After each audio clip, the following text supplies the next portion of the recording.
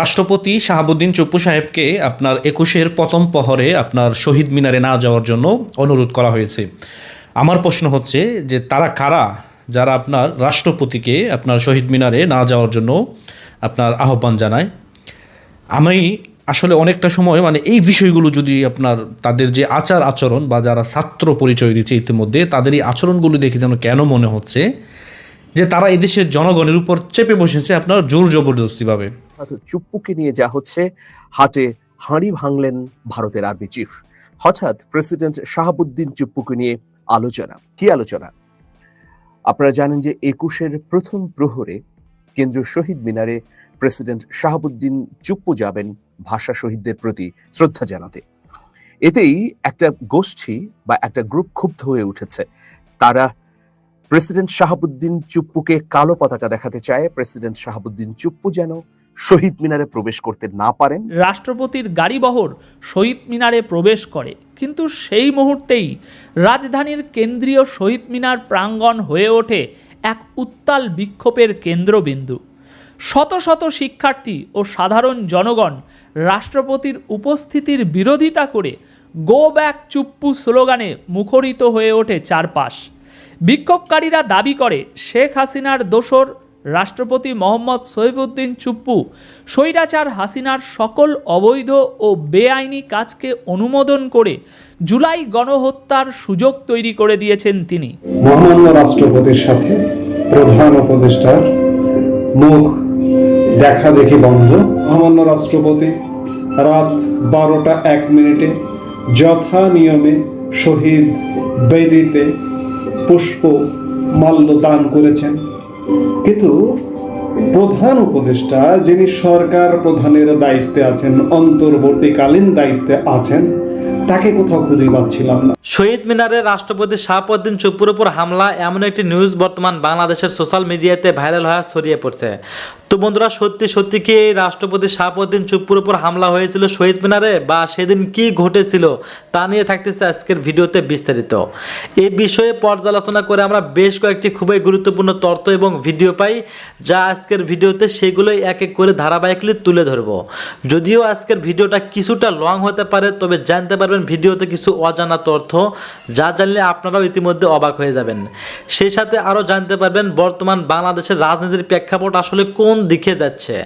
যাই হোক বন্ধুরা, চলুন ভিডিওতে আজকে আর বেশি কথা বাড়িয়ে আপনাদের মূল্যবান সময়টি আমি নষ্ট করতে চাই না। সরাসরি আজকে আমরা চলে যাব মূল ভিডিওতে, আর সেখানে আজকে আমরা দেখব শহীদ মিনারে রাষ্ট্রপতি শাহাবুদ্দিন চুপ্পুর সঙ্গে আসলে মূলত কি ঘটেছিল। রাষ্ট্রপতি শাহাবুদ্দিন চুপ্পু সাহেবকে আপনার ২১-এর প্রথম প্রহরে আপনার শহীদ মিনারে না যাওয়ার জন্য অনুরোধ করা হয়েছে।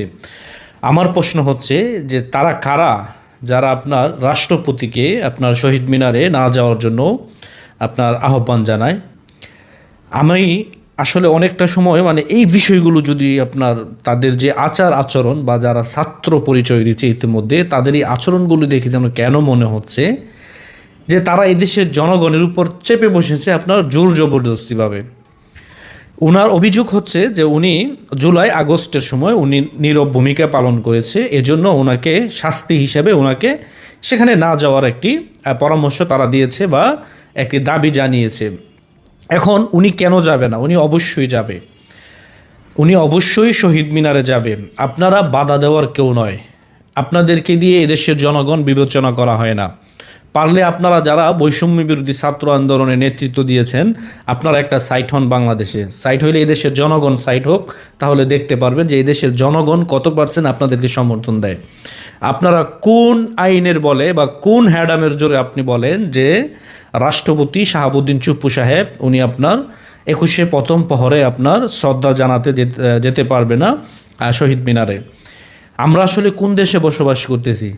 উনি প্রতিবাদ করেনি, তাদের বক্তব্য হচ্ছে এটা। স্বয়ং শেখ হাসিনা নিজে বলেছে আপনাদের সন্তানদেরকে আপনারা ঘরে নিয়ে যান, এখানে তৃতীয় পক্ষ এসে গোলাগুলি করতেছে, আপনাদের সন্তানকে তারা হত্যা করবে। এই কথা তো শেখ হাসিনাই করছে, সর্বপ্রথম প্রতিবাদ তো উনি নিজেই করছে। আজকে কি প্রমাণ হয় নাই ডক্টর ইউনূস যে এই মাস্টার মাইন্ডের অন্তর্ভুক্ত, সে যে নিজে এই মেটিকুলাস ডিজাইন সাজিয়ে যেতে সে এদেশের ছাত্রদেরকে হত্যা করেছে? আপনার কি মনে হয় বাংলাদেশের যত আবু জাহেল মার্কা পুলিশও হোক, তারা কখনো ছাদের উপরে শিশু বাচ্চাকে তারা হত্যা করবে? কখনো করবে না, বা তারা গুলিও করবে না।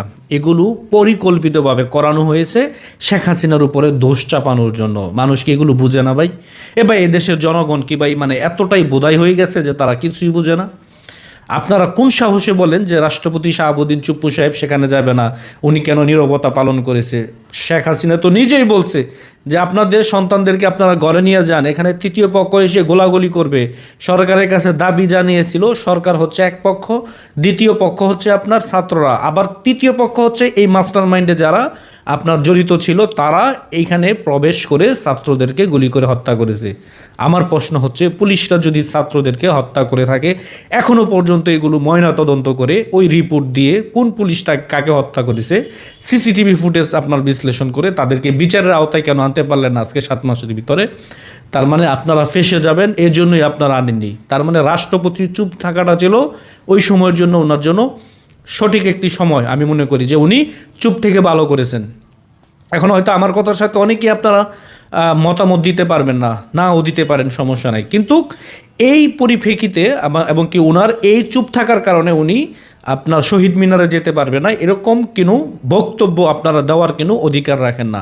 যারা বর্তমান ছাত্র আন্দোলনের সাথে আপনারা জড়িত, বৈষম্য বিরোধী ছাত্র আন্দোলনের ব্যানারে যারা আপনারা বর্তমান বাংলাদেশে অপরাজনীতি করতেছেন এবং কি এই দেশকে একটা ফাসাদের দিকে আপনারা নিয়ে যাচ্ছেন, এগুলো হচ্ছে ডক্টর ইউনূসের মাস্টার মাইন্ড। এগুলো সে এই পরিকল্পিতভাবে বাংলাদেশে এগুলো করতেছে বা এগুলো এই দেশের জনগণ বুঝে। এখনও সময় আছে, আপনারা ভালো হয়ে যান। রাষ্ট্রপতিকে আপনারা বলার কে? উনি যাবে কি যাবে না? অবশ্যই উনি যাবে। আপনারা বলার কে? আপনারা কে বলার? আমরা এর তীব্র নিন্দা ও প্রতিবাদ জানাই এবং কি যারা এই নাম দিয়ে বর্তমান বাংলাদেশে অরাজকতা সৃষ্টি করতেছে, মানুষের উপর বৈষম্য সৃষ্টি করতেছে, তাদের বিরুদ্ধে এই দেশের জনগণকে বলবো প্রতিহত করার জন্য এবং কি তাদের বিরুদ্ধে প্রতিবাদ গড়ে তোলার জন্য আমি সমস্ত জনগণকে নূতন যুগের রাজনীতি, নূতন রূপে প্রতিবাদ। প্রশ্ন একটাই, রাষ্ট্রের সম্মান রক্ষা করতে পারছে তো ইউনূস সরকার? যেখানে ভাষার জন্য জীবন উৎসর্গ করা শহীদদের প্রতি শ্রদ্ধা জানানো হয়, সেখানেই কি এমন বিশৃঙ্খলা মানায়?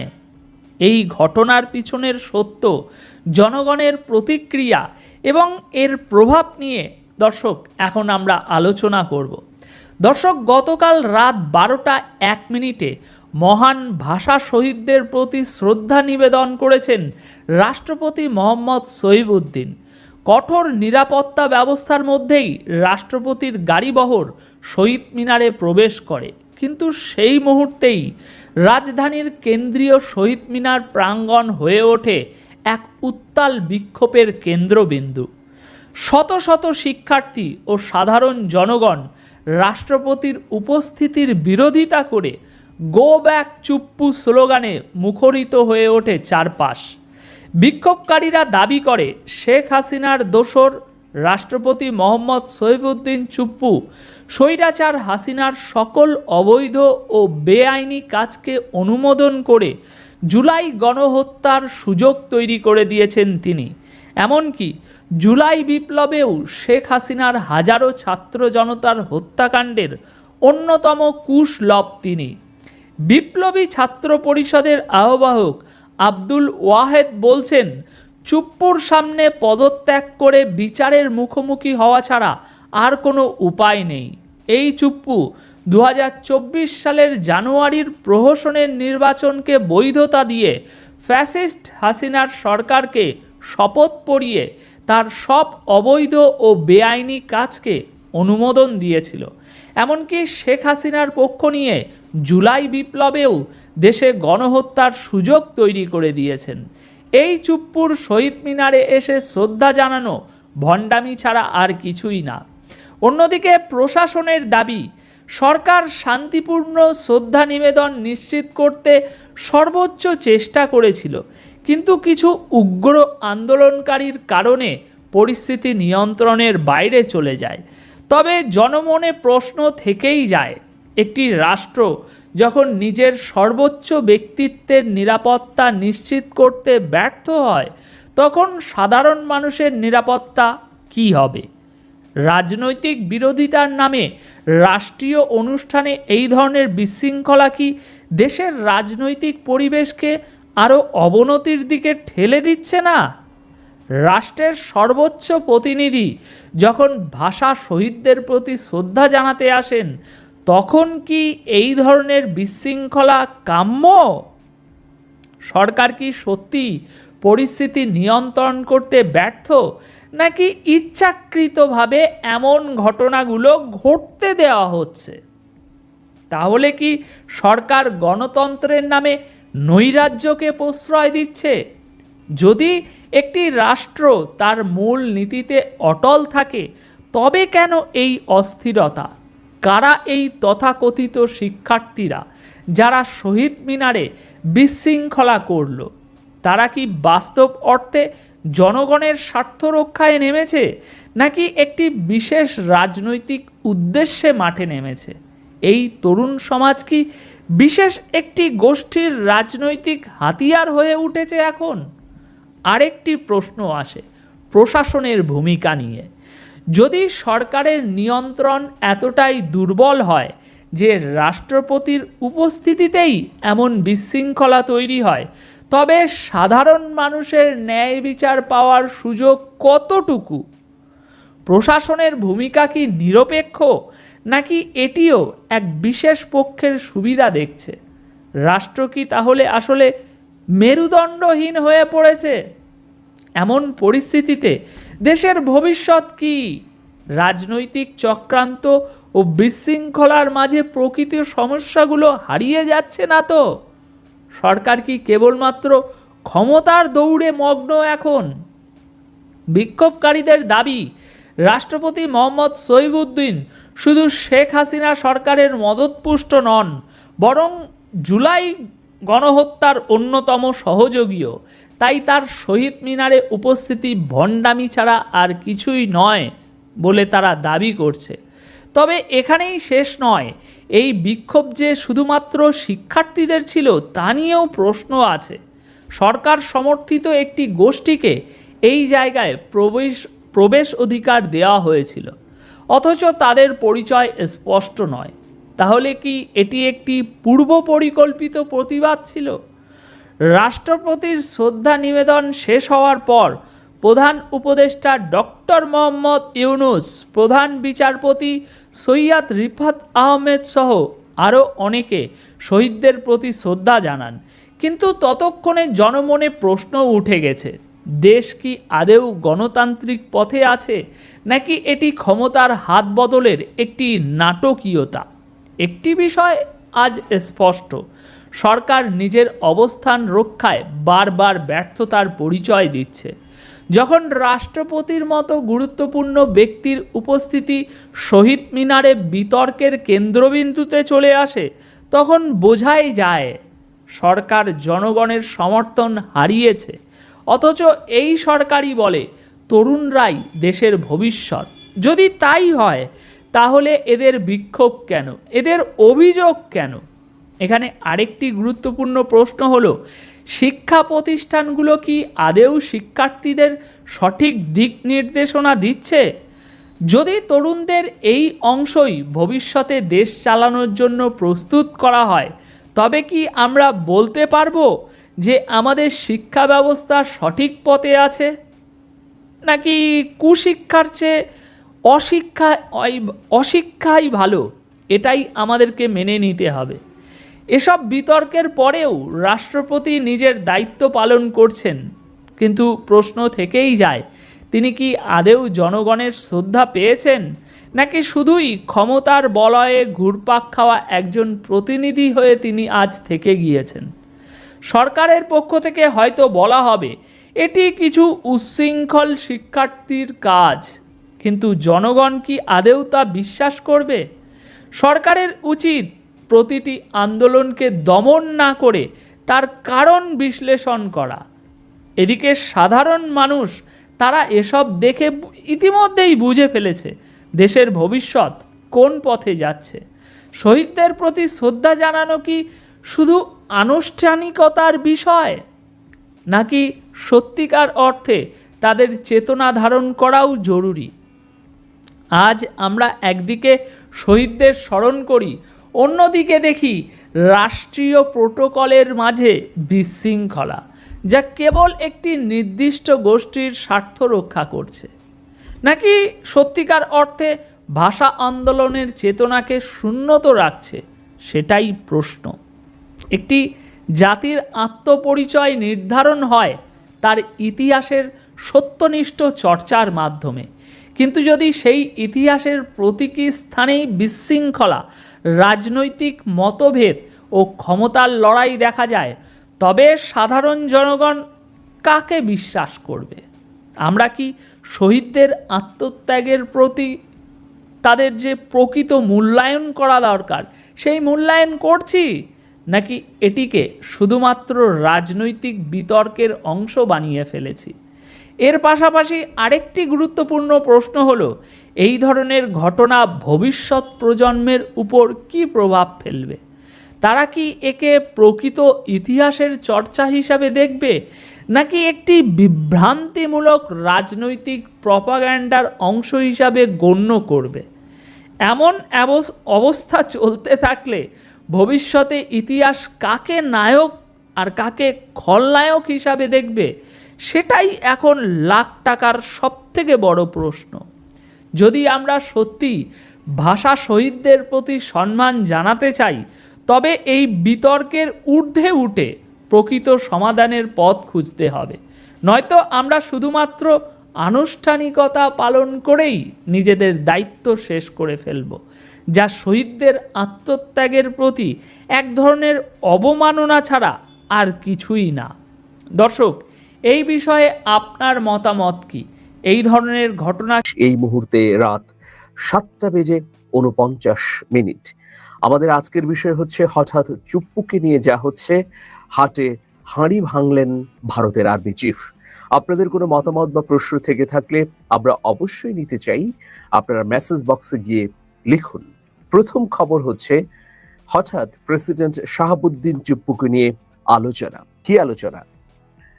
আপনারা জানেন যে 21-এর প্রথম প্রহরে কেন্দ্রীয় শহীদ মিনারে প্রেসিডেন্ট শাহাবুদ্দিন চুপ্পু যাবেন ভাষা শহীদদের প্রতি শ্রদ্ধা জানাতে।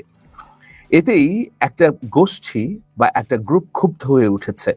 তারা প্রেসিডেন্ট শাহাবুদ্দিন চুপ্পুকে কালো পতাকা দেখাতে চায়। প্রেসিডেন্ট শাহাবুদ্দিন চুপ্পু যেন শহীদ মিনারে প্রবেশ করতে না পারেন, সেই জন্যে বিবৃতি দিয়েছে। আমি এই খবরটা বিস্তারিত আপনাদেরকে জানাতে চাই।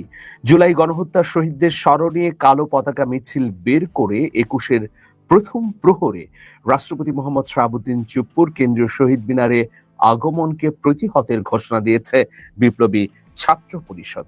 বিপ্লবী ছাত্র পরিষদের নাম এর আগে খুব একটা শোনা যায়নি, কিন্তু তারা যেহেতু এরকম একটা জনগুরুত্বপূর্ণ ইস্যুতে কর্মসূচি দিয়েছে, সুতরাং নতুন করে আবারও আলোচনার কেন্দ্রবিন্দুতে চলে এসেছে শাহাবুদ্দিন চুপ্পু।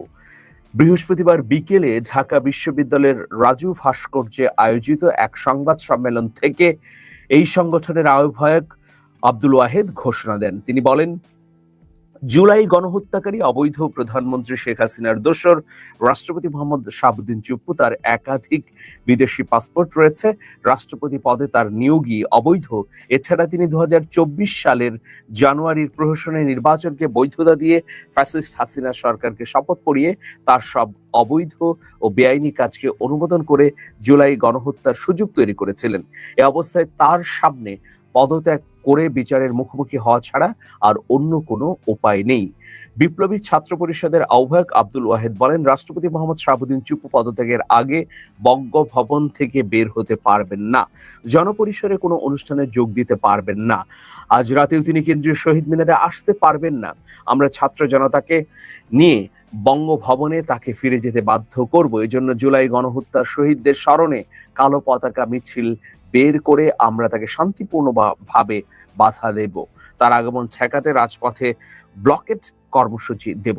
তিনি আরো বলেন, আমরা জনগণকে আহ্বান জানাই, রাজপথে নেমে আসুন, গণপ্রতিরোধ গড়ে তুলুন, 5 আগস্ট পরবর্তী সময় নিয়ে অনিশ্চয়তা দূর করুন, শাহাবুদ্দিন চুপ্পুকে সরিয়ে ডক্টর ইউনূসকে রাষ্ট্রপতি করে বিপ্লবী সরকার গঠন করুন। প্রিয় দর্শক, ছোট আগুন থেকেই কিন্তু বড় আগুনের তৈরি হয়। আমরা জুলাই আগস্ট গণ অভ্যুত্থানে তা সংগঠিত হতে চাক্ষুষ দেখেছি।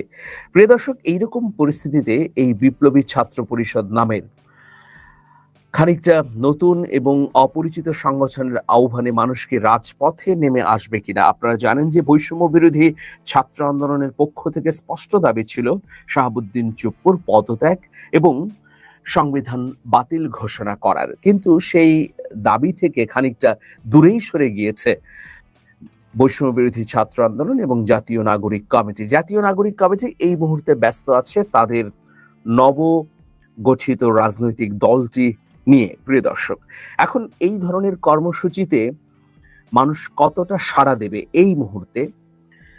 সবচেয়ে বড় কথা হচ্ছে যে এই সরকারের সামনে গুরুত্বপূর্ণ কয়েকটি এজেন্ডা রয়েছে। ইতোমধ্যে আমরা দেখেছি জাতিসংঘের তদন্ত দল সুস্পষ্টভাবে বলেছে গণহত্যার সঙ্গে শেখ হাসিনা এবং তার নিয়োজিত ব্যক্তিবর্গ জড়িত ছিল। সুতরাং এই সরকার মোস্ট প্রায়োরিটি দিয়েছে গণহত্যার বিচার, সংস্কার, এরপরে নির্বাচন। এর আগে এই সরকারের এজেন্ডায় যদি শাহাবুদ্দিন চুপ্পুর পদত্যাগ না থাকে, তাহলে এই ধরনের কর্মসূচি দিয়ে আসলে কতটা সফল হতে পারবে সংশ্লিষ্ট গ্রুপ? হ্যাঁ, আমি যদি সাধারণ মানুষের পালসের কথা বলি, তাহলে নিঃসন্দেহে তারা এটাই মত দেবে যে শাহাবুদ্দিন চুপ্পু তার পদে না থাকুক। কিন্তু এই সময়ে এই ধরনের কর্মসূচিতে প্রথমত কি সংখ্যক মানুষের আগমন ঘটবে বা সমর্থন পাওয়া যাবে রাজপথে, দ্বিতীয়ত সরকারের অন্য গুরুত্বপূর্ণ কাজগুলো এই কারণে ব্যাহত হবে কিনা। তবে জনগণ এই মুহূর্তেই শাহাবুদ্দিন চুপ্পুর বিষয়ে কি ধরনের পদক্ষেপ দেখতে চান, এটিও আমরা জানতে চাই। আপনারা লিখুন প্রিয় দর্শক। খবরের দ্বিতীয় প্রান্তের যে বিষয় সেটি হচ্ছে যে ভারতের সেনাবাহিনী প্রধান উপেন্দ্র দ্বিবেদী তিনি চাঞ্চল্যকর কিছু কথা বলেছেন আজকেই এক সংবাদ সম্মেলনে। তিনি বলেছেন যে বাংলাদেশে পাকিস্তানের সেনাবাহিনী ও গোয়েন্দা সংস্থা আইএসআই এর সদস্যরা এসেছেন, শুধু তাই নয়, তারা ভারতের সীমান্তবর্তী শিলিগুড়ি করিডোরের কাছেও গিয়েছিলেন। শিলিগুড়ি করিডোর চিকেন নেক হিসেবে পরিচিত, যেটি ভারতের উত্তর পূর্বাঞ্চলকে মূল ভূখণ্ডের সঙ্গে যুক্ত করেছে। আরো যদি স্পষ্ট করে বলি যে সেভেন সিস্টারকে মূল ভারতের সঙ্গে যুক্ত করেছে এই চিকেন নেক। এই চিকেন নেক নিয়ে নানা ধরনের আশঙ্কা উদ্বেগ ভারতের মধ্যে রয়েছে। এখন ভারতের অত্যন্ত গুরুত্বপূর্ণ দায়িত্বে থেকে সেনাপ্রধান উপেন্দ্র দ্বিবেদী তিনি যে তথ্যটি দিলেন সেই তথ্যটি আসলে কতটা সঠিক? শুধু তাই নয়, তাকে যখন সাংবাদিকরা প্রশ্ন করে এই ধরনের তথ্য দিয়ে, তিনি তখন কি বললেন? তিনি তখন বলেছেন যে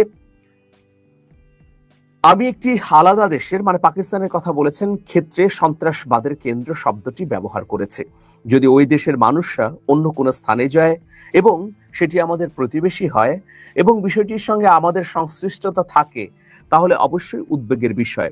ভারতীয় সেনা প্রধান আরো বলেন যে বাংলাদেশের মাটি ব্যবহার করে পাকিস্তান যেন সন্ত্রাসী না পাঠাতে পারে সেটি চাওয়া থাকবে তার। তিনি বলেন বাংলাদেশের মাটি ব্যবহার করে তারা যেন ভারতের সন্ত্রাসীদেরকে পাঠাতে না পারে। এখন বাংলাদেশের সঙ্গে ভারতের সম্পর্ক কেমন, এই প্রশ্নটিও সাংবাদিকরা করেছিলেন। তখন সেনাপ্রধান বলেছেন যে যদি প্রশাসনের কথা বলেন, এক্ষেত্রে আমার অবস্থান হলো যখন কোনো নির্বাচিত সরকার থাকবে তখন আমি বলতে পারবো তাদের সঙ্গে আমাদের সম্পর্কটি কেমন হওয়া উচিত। তিনি এটা না বললেও বুঝিয়ে দিয়েছেন যে এখন যেহেতু ডক্টর মোহাম্মদ ইউনূসের সরকারটি নির্বাচিত নয়, সুতরাং তাদের সঙ্গে আমরা সম্পর্ক উষ্ণতার দিকে নিয়ে যাব না। কিন্তু ভারতের সেনাপ্রধান আরেকটি শব্দ যুক্ত করেছেন বাক্য বন্ধ, সেটি হচ্ছে যে কিন্তু সামরিক দিক দিয়ে বাংলাদেশের সঙ্গে আমাদের সম্পর্ক বেশ শক্তিশালী, আমরা যখন খুশি তখনই তাদের সঙ্গে নোট আদান প্রদান করি, তবে আমরা এটিই করছি। প্রিয় দর্শক, এখন এই যে সংবাদটি চাউর হলো যে বাংলাদেশে পাকিস্তানের সেনাবাহিনীর গোয়েন্দা সংস্থা আইএসআই এর সদস্যরা এসেছেন এবং পাকিস্তানের ঊর্ধ্বতন কর্মকর্তারাও এই মুহূর্তে রয়েছেন। তারা শিলিগুড়ি যে সীমান্তবর্তী অঞ্চল সেই অঞ্চলেও সফর করেছেন। কেন সফর করেছেন, কি জন্য সফর করেছেন সেটা অবশ্য জানাননি ভারতীয় সেনাপ্রধান। কিন্তু আমরা দেখেছি যে জুলাই অভ্যুত্থানের পর ভারতের অভ্যন্তর থেকে নানা ধরনের মিডিয়া বাংলাদেশের বিরুদ্ধে অপপ্রচার চালিয়েছে, বাংলাদেশকে অস্থিতিশীল করবার একটা ষড়যন্ত্র আমরা অব্যাহতভাবে দেখেছি। এখন প্রশ্ন এক, ভারতীয় সেনাপ্রধানের কাছে কি গোয়েন্দা তথ্য আছে যে বাংলাদেশে পাকিস্তানের সেনাবাহিনীর গুরুত্বপূর্ণ ব্যক্তিবর্গ এবং গোয়েন্দা সংস্থা আইএসআই এর কর্মকর্তারা চিকেন নেক পরিদর্শন করেছেন? হঠাৎ করেই বাংলাদেশকে ব্যবহার করে কেন পাকিস্তানের গোয়েন্দা সংস্থার কর্মকর্তারা চিকেন নেক পরিদর্শন করবেন? এটার কারণ কি? আর এই যে তথ্যটি ছড়ানো হলো সেনাপ্রধানের কাছ থেকে, তার উৎস কি? এই তথ্যের পরিপ্রেক্ষিতে ভারত, বাংলাদেশ, পাকিস্তান এবং চীনের মধ্যে নতুন করে উত্তেজনা শুরু হবে কিনা, এটাও আরেকটা প্রশ্ন। প্রিয় দর্শক, আমরা দেখছি যে প্রতিনিয়ত বাংলাদেশকে অস্থিতিশীল করবার নানা ধরনের চক্রান্ত দেশের অভ্যন্তর থেকে এবং বহির্বিশ্ব থেকে হচ্ছে।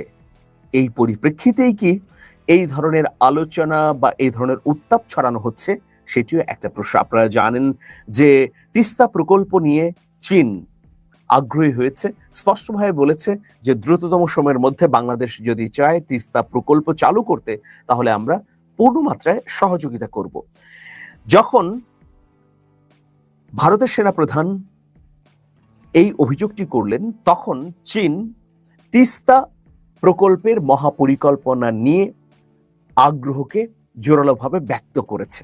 তাহলে এই কাজগুলোর সঙ্গে কোনো যোগসূত্র আছে কিনা? প্রিয় দর্শক, বাংলাদেশের অবস্থান কি এই বিষয়ে, সেটিও নিশ্চয়ই আমরা স্পষ্টভাবে জানতে চাইব প্রধান উপদেষ্টার প্রেস উইং এর কাছ থেকে। অনেকেই যুক্ত হয়েছেন, প্রত্যেকের প্রতি নিরন্তর কৃতজ্ঞতা। আমি দু একটি কমেন্ট পড়ে নিতে চাই।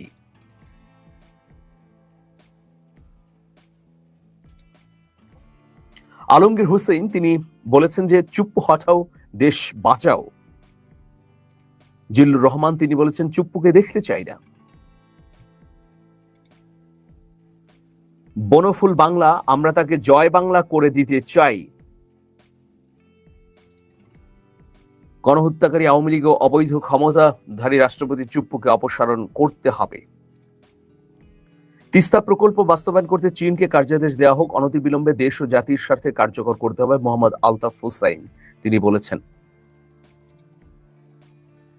পিসফুল মাইন্ড তিনি বলেছেন এমপিও টিচার্সদের নিয়ে একটা নিউজ করেন ভাই, উই আর হেল্পলেস নাও। অবশ্যই এমপিও শিক্ষকদের নিয়ে যে আন্দোলন চলছে, তাদের অধিকারের জন্য যে লড়াই চলছে, সেই লড়াইয়ে আমার পূর্ণ সমর্থন রয়েছে। তবে আপনাদের লড়াই যেন জনজীবনকে ব্যাহত না করে, স্বাভাবিক কার্যক্রমকে যেন বন্ধ করার উস্কানি কোনো তৈরি না হয় এই লড়াইয়ের মধ্য দিয়ে বা আন্দোলনের মধ্য দিয়ে, সেরকমটি হওয়া উচিত। শান্তিপূর্ণভাবে অবস্থান নিয়ে আপনারা বয়ান তৈরি করুন, লেখালেখি করুন, আপনাদের কথাগুলো টকশোতে বলুন, সোশ্যাল মিডিয়ায় বলুন, এটাই আমরা প্রত্যাশা করি। তবে আপনাদের উপর যদি অনৈতিকভাবে আইন শৃঙ্খলা বাহিনী হামলা করে, সেটিও হবে ন্যাক্কারজনক ঘটনা। আরেকটি কমেন্ট পড়ছি, ভারতের হিন্দুত্ববাদী উগ্রপন্থীরা সর্বক্ষণ বাংলাদেশকে নিয়ে প্রোপাগান্ডা চালাচ্ছে, ওদের মুখে থুথু ফেলি চুপ্পুকে ক্ষমতাচ্যুত করা হোক। অনেকেই অনেক ধরনের মন্তব্য দিয়েছেন।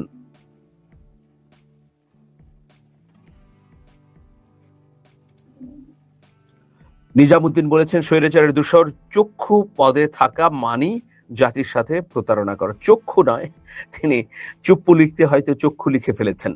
প্রিয় দর্শক, আমি আমার ব্যক্তিগত স্থান থেকে একটি অনুরোধ জানাবো, যারা আমাকে ভালোবাসেন, যারা আমার এই কথাগুলো ভালোবাসেন বলে বা ভালো লাগে বলে জানান দেন ফেসবুকে বা বিভিন্ন জায়গায় দেখা হলে, তাদের প্রতি বিনীত অনুরোধ যে আমার দুটো বই বেরিয়েছে এই বই মেলায়। একটি হচ্ছে কিশোর উপন্যাস গোয়েন্দা কবলে মুগ্ধ। আমরা জানি যে মুগ্ধ পানি দিতে গিয়ে হত্যাকাণ্ডের শিকার হন রাজপথে। আমাদের গর্বিত শহীদ মুগ্ধের অনুপ্রেরণায় আরেক মুগ্ধের বেড়ে ওঠা এবং বিদেশি ষড়যন্ত্রকারীদেরকে বাংলাদেশ থেকে তাড়িয়ে দেওয়ার কাহিনী নিয়ে গোয়েন্দা কবলে মুগ্ধ, এটি কিশোর উপন্যাস। আর অন্যটি হচ্ছে গুম রাজ্যে গোলাপের ঘ্রাণ। আপনারা জানেন যে গুমের পরিপ্রেক্ষিত তৈরি হয়েছিল বাংলাদেশের মাটিতে, এবং অসহনীয় পরিস্থিতির কারণেই আসলে মানুষ ঘুরে দাঁড়িয়েছে। এখনো অসংখ্য ভাই বোনেরা গুম অবস্থায় রয়েছে, তাদের কোনো খোঁজ পাওয়া যায়নি। সেই গুমের অজানা কাহিনী নিয়ে গুম রাজ্যে গোলাপের ঘ্রাণ দুটি বই সংগ্রহ করতে পারেন স্ক্রলে দেখানো নম্বরে ফোন করে। সবাই অনেক অনেক ভালো থাকবেন, সবার জন্য শুভেচ্ছা নিরন্তর। আল্লাহ হাফেজ।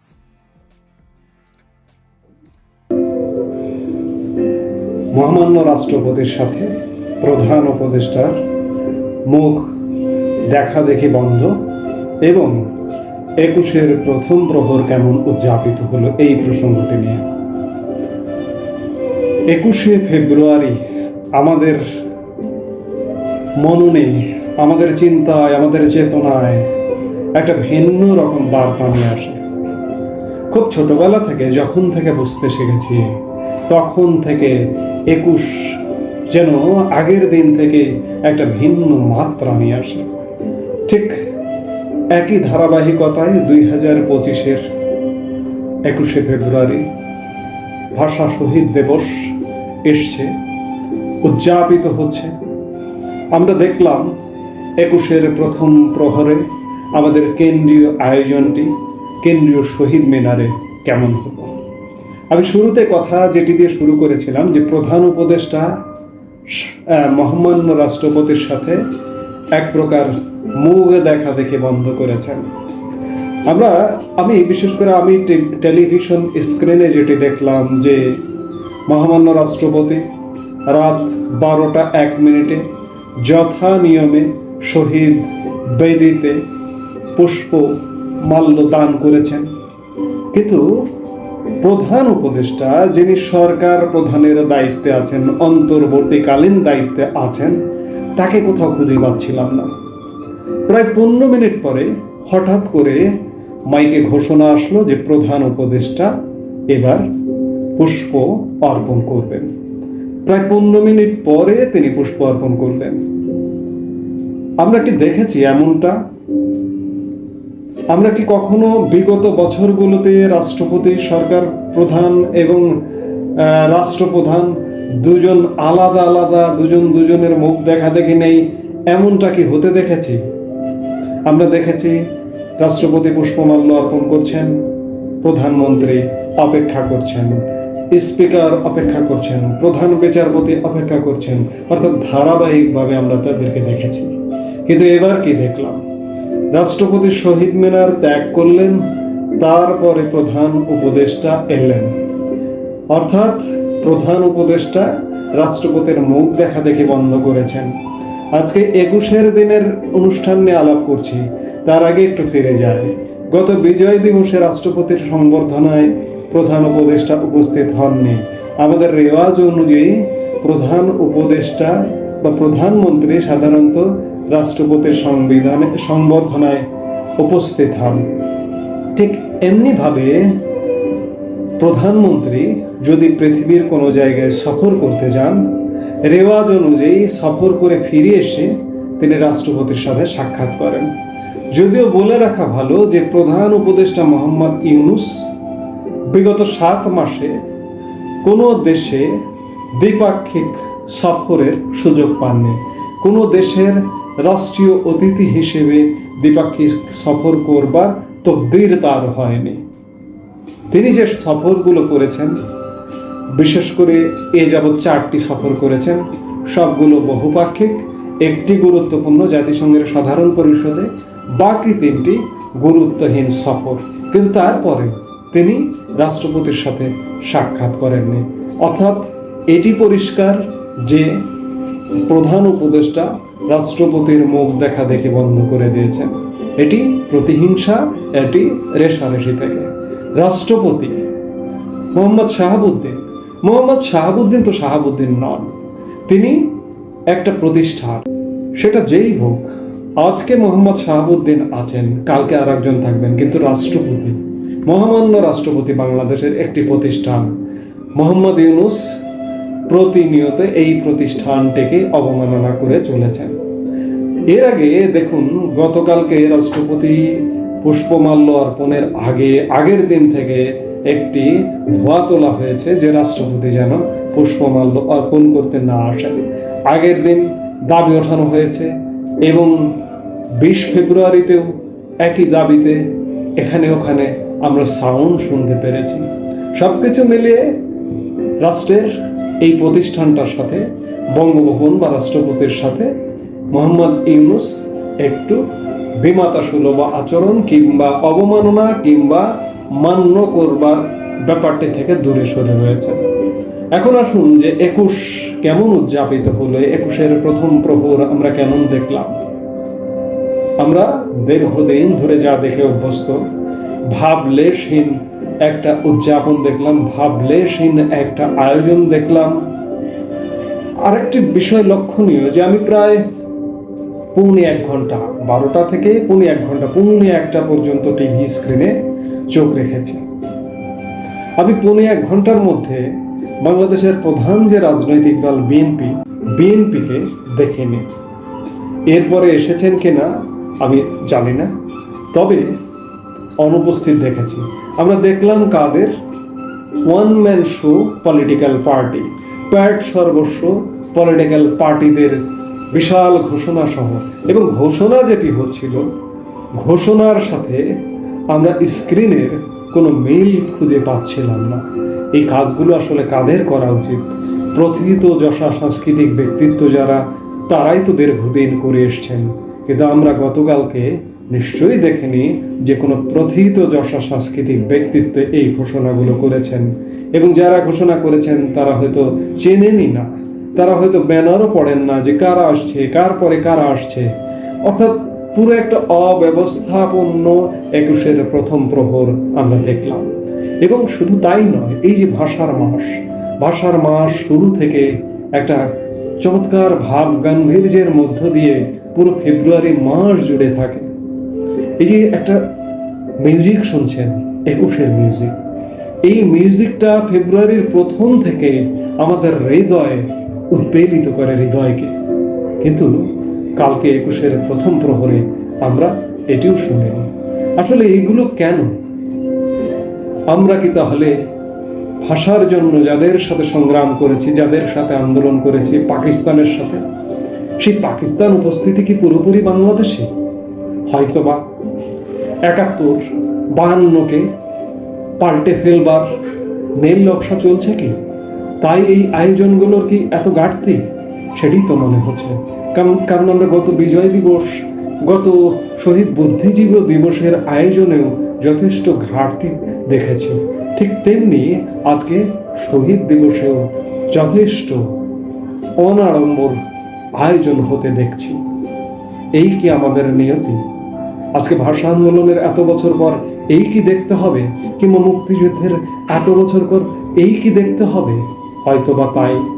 আমি এর আগে একাধিকবার বলেছি, বাংলাদেশ দখল হয়ে গেছে, বাংলাদেশকে পুনরুদ্ধার করতে হবে।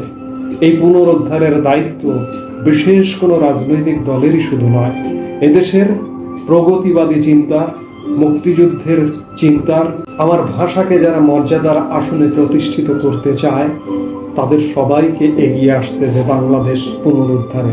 এই পুনরুদ্ধার বলতে আমি বোঝাতে চাইছি যে বাংলাদেশ যে কোনো একটি দেশ দখল করে বাংলাদেশ পরাধীন হয়ে গেছে সেটি নয়, কিন্তু আমাদের ভাষা, সংস্কৃতি, আমাদের কৃষ্টি, কালচার, আমাদের ইতিহাস, ঐতিহ্য সবটা দখল হয়ে গেছে। এই দখলদারিত্ব থেকে পুনরুদ্ধার করতে হবে। এই পুনরুদ্ধার করতে আমাদের ধন্যবাদ প্রিয় দর্শকবৃন্দ, আমাদের ফুল ভিডিওটি দেখার জন্য আপনাকে জানাই অসংখ্য ধন্যবাদ। তো বন্ধুরা, ইতিমধ্যে ভিডিও ফুটেজ দেখে হয়তো বুঝতেই পারছেন আজকের ভিডিওটা কতটা গুরুত্বপূর্ণ ছিল, এবং শাহাবুদ্দিন চুপ্পুকে নিয়ে আর এবং এই বর্তমান ছাত্র সমন্বয়ক নিয়ে আপনাদের কি মন্তব্য অবশ্যই সেটা কমেন্ট বক্সে কমেন্ট করে জানিয়ে দেবেন। 21শে ফেব্রুয়ারি শহীদ দিবসে বিশেষ করে শহীদ মিনারে যখন ফুল দিতে যায় তখন কিন্তু ছাত্র সমন্বয়ক থেকে শুরু করে সবাই অনেকেই বলতেছিল যে কাম ব্যাক চুপ্পু, মানে চুপ্পুকে, রাষ্ট্রপতি শাহাবুদ্দিন চুপ্পুকে তারা ফুল দিয়ে বরণ করতে দেবে না, এমন একটি তারা আন্দোলন শুরু করে যে রাষ্ট্রপতি শাহাবুদ্দিন চুপ্পু যেন শহীদ মিনারে ফুল না দেয়, এমন কিছু কথা তুলে ধরেন ছাত্র সমন্বয়করা। আপনারা ইতিমধ্যে ভিডিও ফুটেজ দেখে তো বুঝতে পারছেন। যাই হোক বন্ধুরা, আজকের ভিডিওটা কেমন লাগলো অবশ্যই সেটা কমেন্ট বক্সে কিন্তু জানাতে ভুলবেন না। এমন নিত্য নতুন আপডেট খবর সবার আগে পেতে চাইলে এখনই আমাদের এই পিচ্চি সাকিব ইউটিউব চ্যানেলটি সাবস্ক্রাইব করুন। ধন্যবাদ।